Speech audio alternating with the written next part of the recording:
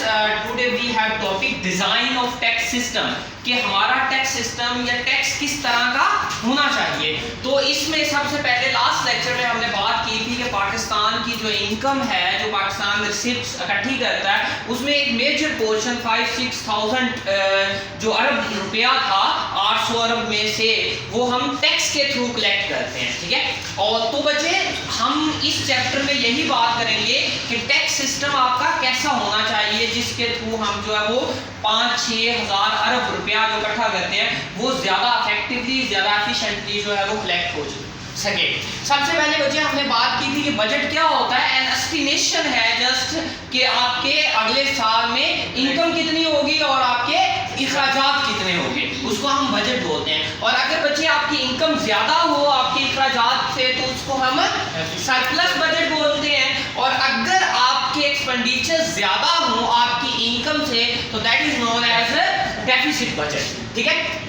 अब बच्चे जब हम टैक्स लगाते हैं, अभी भी हमने बात की कि हमारा पूरी दुनिया में बच्चे गवर्नमेंट की इनकम का जो मेजर पोर्शन होता है that is came from taxes, ठीक है। तो हम इस चैप्टर में ये सीखेंगे कि हमें टैक्स किस तरह का लगाना है। तो टैक्स के दो ऑब्जेक्टिव है बच्चे, one is efficiency and other is equity, ठीक है। हियर एफिशिएंसी क्या है बच्चे, कहता है maximum tax collection with minimum tax collection expenditure, यानी कि हमारे पास ज्यादा से ज्यादा टैक्स कलेक्ट हो विद थोड़े से पैसों के साथ, मिनिमम कॉस्ट आए उसकी और मैक्सिमम उससे क्या हो टैक्स कलेक्ट हो, that is known as efficiency, ठीक है। अब बच्चे जो एफिशिएंसी को हर्ट करती है वो दो चीजें हैं टैक्स में। Number 1 is dead weight loss. हमने बच्चे पढ़ा है कि जब टैक्स लगता है तो उसकी वजह से जो टैक्स टोटल बेनिफिट है कंज्यूमर और प्रोड्यूसर का वो क्या हो जाता है, पहले से कम हो जाता है। तो जो वो पोर्शन कम हो जाता है उसको हम क्या बोलते हैं, डेड वेट लॉस। सेकेंडली बच्चे दूसरा जो कॉस्ट होती है टैक्स को कलेक्ट करने की वो क्या है, एक तो टैक्स डिपार्टमेंट वालों ने एक लार्ज अमाउंट में जो है एम्प्लॉइज रखे होते हैं, पूरा सिस्टम है। हम अगर 100 रुपया कलेक्ट करते हैं उसमें से 20-25 वो हैं जो हमारे इखराजात हो जाते हैं उसको कलेक्ट करने के। सेकेंडली अगर हम बाय टैक्स पेयर के पॉइंट ऑफ व्यू से देखें तो बच्चे टैक्स पेयर को टैक्स पे करने के लिए क्या करना पड़ता है, रिकॉर्ड सारा मेंटेन करना पड़ता है, उस पर टाइम वेस्ट होता है, टैक्स रिटर्न फाइल करने में टाइम वेस्ट होता है। उसके अलावा आम बंदा बच्चे टैक्स रिटर्न सबमिट नहीं करवा सकता, यू नीड एन एक्सपर्ट, ठीक है। आपको एक्सपर्ट की जरूरत होती है। दीज आर द टू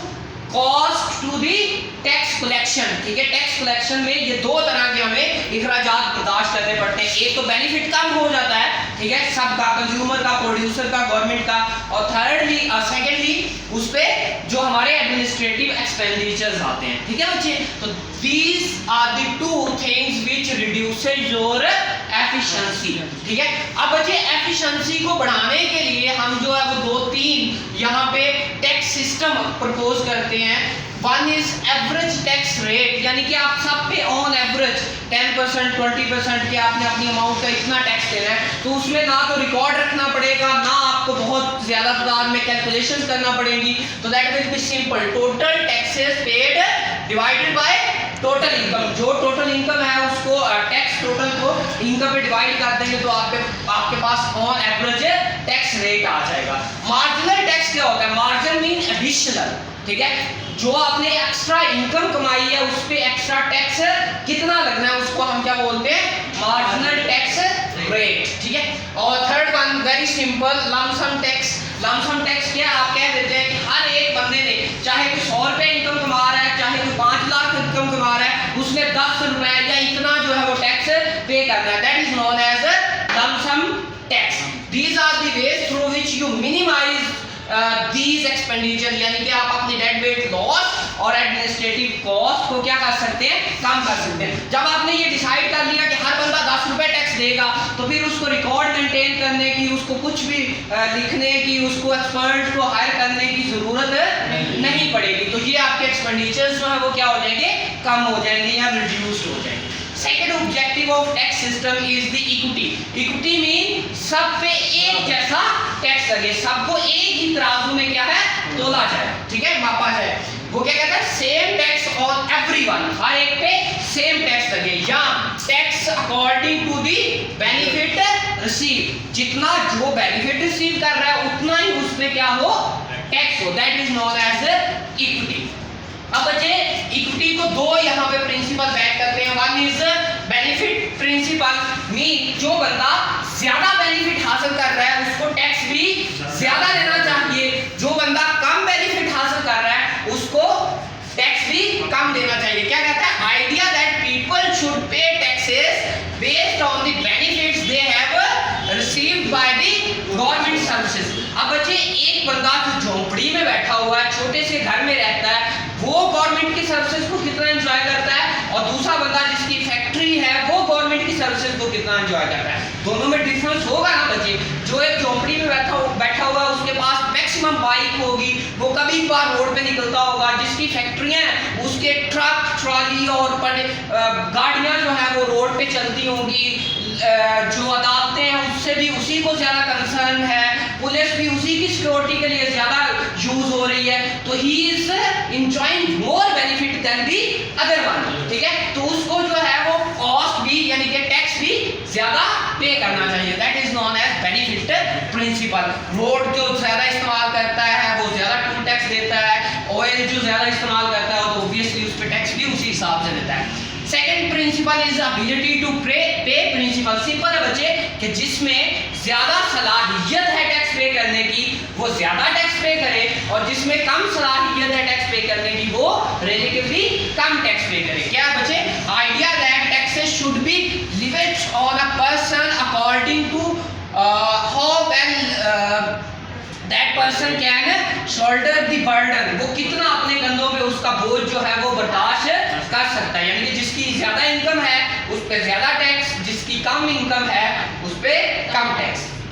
अब बच्चे इक्विटी हम जो है वो 4-5 तरह की यहाँ पे टैक्स जो है वो प्रपोज करते हैं। One is vertical tax. तो वर्टिकल टैक्स किस तरह से होता है बच्चे, वर्टिकल क्या होता है, इस तरह से होता है ना, इसी को वर्टिकल कहते हैं ना। जैसे जैसे जिस बंदे की इनकम बढ़ती जाएगी वैसे वैसे उस पे टैक्स भी बढ़ता जाएगा, मीन ग्रेटर एबिलिटी, जिसमें ज्यादा एबिलिटी है वो ज्यादा टैक्स पे करे, जिसमें लेस एबिलिटी है वो लेस टैक्स पे करे। Second one is horizontal. Horizontal क्या होती है बच्चे, सेम, अगर हम सबकी इनकम सेम है तो हम पे टैक्स भी सेम लगना चाहिए। क्या बच्चे, टैक्स पे विद सेम एबिलिटीज टू पे taxes should pay same amount of tax, एक जैसा टैक्स पे करें। उसके बाद बच्चे प्रोपोर्शनल टैक्स क्या है, प्रोपोर्शनल मीन कि हम जो है वो कहते हैं कि आपकी इनकम पे 10% टैक्स लगेगा, कितना, 10%, that is known as proportional tax. अब जिस बंदे ने 100 रुपया कमाया उसकी इनकम पे 10% टैक्स लगा तो उसको क्या देगा, 10 रुपीज। जिसने 1000 रुपया कमाया उस पे भी कितना लगेगा, 10%, तो वो कितना देगा, 100 रुपीज, ठीक है। तो that is known as proportional tax. Same proportional tax for everyone, हर एक के लिए एक ही प्रोपोर्शन से, एक ही रेशो से आप टैक्स लगाते हैं। Next is progressive tax. Progress क्या होती है, तरक्की करना ना, इंक्रीज होना। जैसे जैसे बच्चे, सॉरी रिग्रेसिव है ये, रिग्रेसिव, रिग्रेट करना भी कम करना होता है। जैसे जैसे जिसकी इनकम बढ़ेगी उस पर टैक्स का रेट जो है वो क्या होता जाएगा, कम होता जाएगा, और जैसे जैसे किसी की इनकम कम होगी उस पर टैक्स का बर्डन जो है वो क्या होता जाएगा, बढ़ता जाएगा। बच्चे ये जो हायर इनकम वाले लोग होते हैं उनको इंकरेज करने के लिए होता है। फॉर एग्जांपल, अगर आप 1000 रुपये इनकम कमाते हैं और आप पे 20% टैक्स लगता है, तो अगला 1000 जब कमाते हैं तो उस पर 30% टैक्स लगता है, अगर इसकी प्रोपोर्शनल की या हम प्रोग्रेसिव की बात करें तो, ठीक है। तो रिग्रेसिव इसलिए लगाते हैं कि वो कहते हैं कि जी हमने 1000 रुपया कमाना है तो उसमें से 300 तो गवर्नमेंट ने ले लेना है, तो हम एक्स्ट्रा एफर्ट क्यों करें, ठीक है। तो उनको इंकरेज करने के लिए कि अगर आप एक्स्ट्रा 1000 कमाते हैं तो वो 20% की बजाय आप पे उससे भी कम टैक्स लगेगा, तो that is known as regressive tax. जैसे इनकम बढ़ेगी आपका टैक्स फ्रैक्शन जो है वो कम होती जाएगी, और जैसे इनकम लो होगी आपकी टैक्स का पोर्शन जो है वो बढ़ता जाएगा। ओपोजिटली बच्चे प्रोग्रेसिव टैक्स, जैसे जैसे आपकी इनकम इंक्रीज होगी वैसे वैसे टैक्स का रेट या फ्रैक्शन भी जो है वो इंक्रीज होती जाएगी। फॉर एग्जांपल, आपके पास हाई इनकम है तो हाई फ्रैक्शन ऑफ टैक्स है, और लो इनकम है तो लो फ्रैक्शन ऑफ टैक्स।